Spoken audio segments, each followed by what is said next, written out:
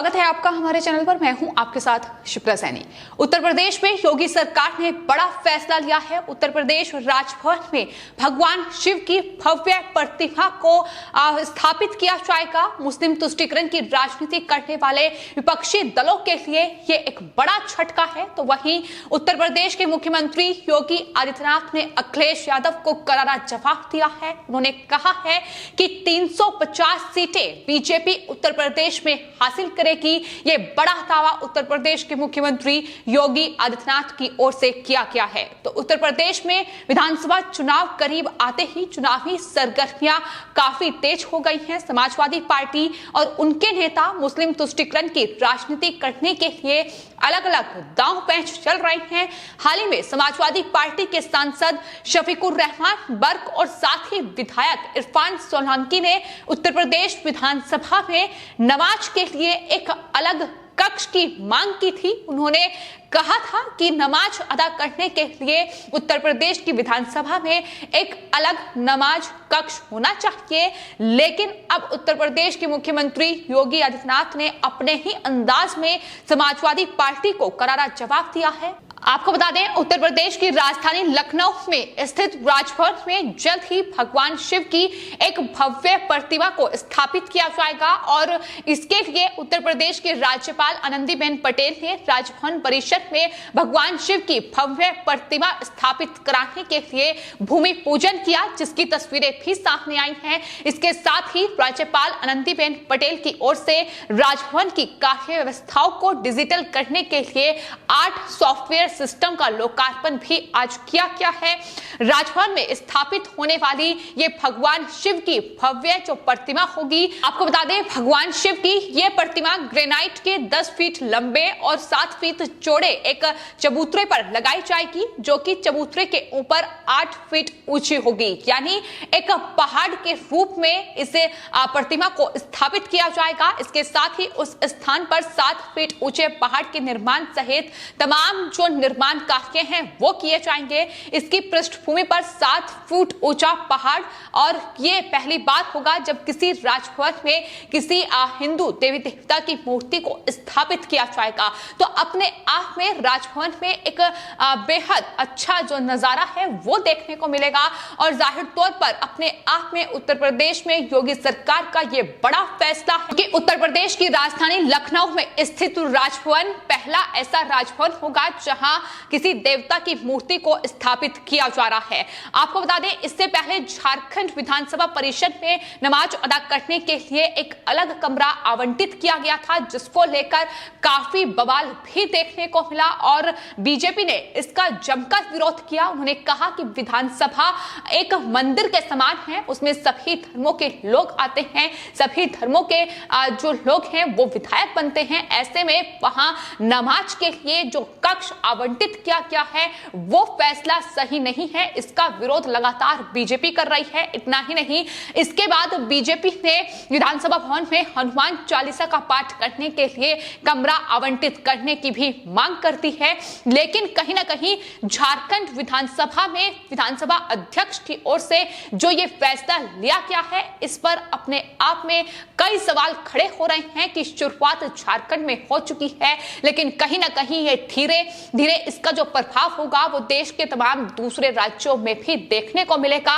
और इस तरीके से किसी एक विशेष धर्म के लिए उसे तवज्जो देना ये ठीक नहीं है और यही वजह है कि बीजेपी की ओर से लगातार इसका विरोध किया जा रहा है। लेकिन आपको बता दें, उत्तर प्रदेश में भी समाजवादी पार्टी जो लगातार मुस्लिम तुष्टीकरण की राजनीति करती नजर आई है, वो एक बार फिर से उत्तर प्रदेश में चूंकि विधानसभा चुनाव करीब है, ऐसे में कहीं ना कहीं मुस्लिम वोट बैंक पर उनकी नजरें टिकी हुई हैं और यही वजह है कि झारखंड विधानसभा की तर्ज पर ही जो समाजवादी पार्टी के विधायक हैं इरफान सोलंकी और साथ ही आपको बता दें समाजवादी पार्टी के संभल से जो सांसद हैं शफीकुर रहमान बर्क, उन्होंने ये कहा है कि उत्तर प्रदेश की विधानसभा में नमाज अदा करने के लिए एक अलग से कक्ष होना चाहिए, उसे निर्धारित किया जाए, ये उनकी तरफ से मांग की गई है। है। उनका कहना है कि ऐसे कदम से साबित होगा कि हम प्रगति कर रहे हैं और साथ ही देश प्रगति कर रहा है। लेकिन इसको लेकर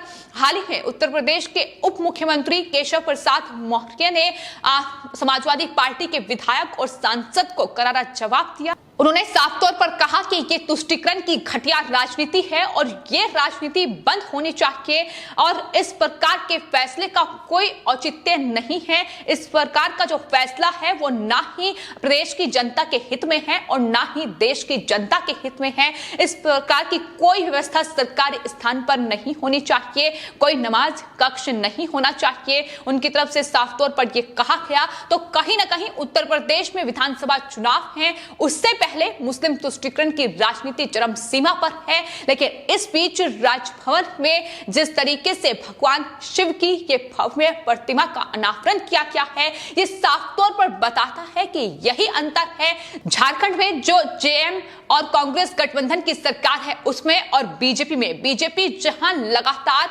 विकास कार्य और अपनी जो विचारधारा है पार्टी की उसे लेकर आगे बढ़ रही है, वहीं कांग्रेस पार्टी हो या फिर समाजवादी पार्टी हो लगातार मुस्लिम तुष्टीकरण की राजनीति करने के लिए कभी हिंदू धर्म तो कभी मुस्लिम बन जाती है। ये लगातार देखने को मिल रहा है किस तरीके से कभी कश्मीरी पंडित राहुल गांधी बन जाते हैं तो कभी वो मुस्लिम टोपी धारण करते नजर आते हैं। तो ये इनकी असलियत है जो लगातार बेनकाब हो रही है। लेकिन फिलहाल उत्तर प्रदेश में अपने आप में योगी सरकार का ये बड़ा फैसला और कहीं ना कहीं समाजवादी पार्टी के सांसद और विधायक जो लगातार नमाज कक्ष की मांग जो उत्तर प्रदेश विधानसभा में कर रहे थे, उन्हें अपने आप में अपने अंदाज में उत्तर प्रदेश के मुख्यमंत्री योगी आदित्यनाथ ने जवाब दिया है। लेकिन अपने आप में बड़ा सवाल यह है कि जिस तरीके से झारखंड विधानसभा से ये नमाज कक्ष की शुरुआत हुई है, क्या ये मांग उत्तर प्रदेश तक ही रुक पाएगी?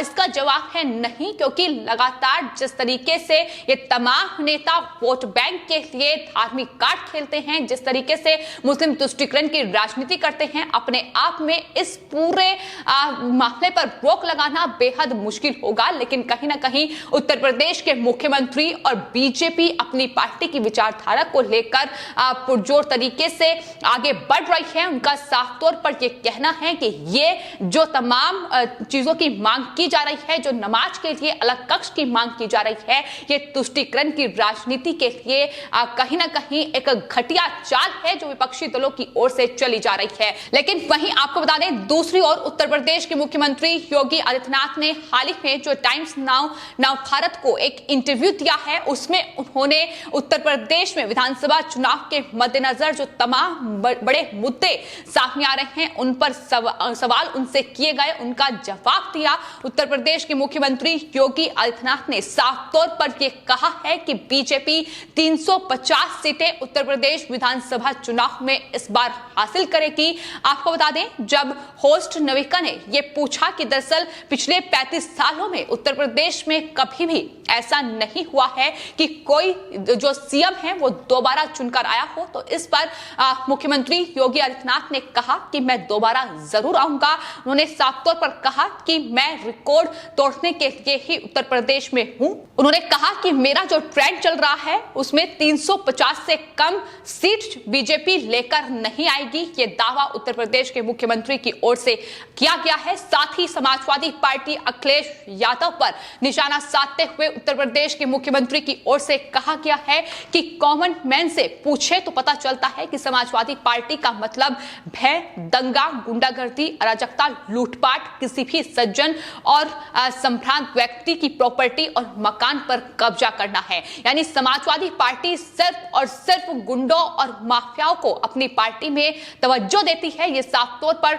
सीएम योगी आदित्यनाथ की ओर से कहा गया है। तो उत्तर प्रदेश में विधानसभा चुनाव के मद्देनजर सियासी सरगर्मियां काफी तेज हैं, एक दूसरे पर वार पलटवार का सिलसिला भी जारी है। लेकिन जहां तमाम विपक्षी पार्टियां, फिर चाहे वो समाजवादी पार्टी हो या कांग्रेस पार्टी हो, तुष्टीकरण की राजनीति पर पुरजोर तरीके से जोर दे रही है, तो वहीं बीजेपी विकास के दम पर आगे बढ़ रही है। और यही वजह है कि उत्तर प्रदेश के मुख्यमंत्री योगी आदित्यनाथ ने भी ये दावा किया है। उन्होंने कहा है कि भाई भतीजावाद, तुष्टीकरण से ऊपर उठकर बीजेपी आने वाले चुनाव में अपना मुद्दा विकास और राष्ट्रवाद रखेगी और इसी के दम पर वो आगे बढ़ेगी। उन्होंने साफ तौर पर राहुल गांधी और अखिलेश यादव पर निशाना साधते हुए कहा कि दरअसल जिस तरीके से अखिलेश यादव लगातार बयान दे रहे हैं, अधिकारियों और कर्मचारियों को वो धमकी दे रहे हैं कि जब समाजवादी पार्टी की सरकार आएगी तो वो उन्हें देख लेंगे, इससे साफ तौर पर जाहिर होता है कि ये उनकी बौखलाहट ही है।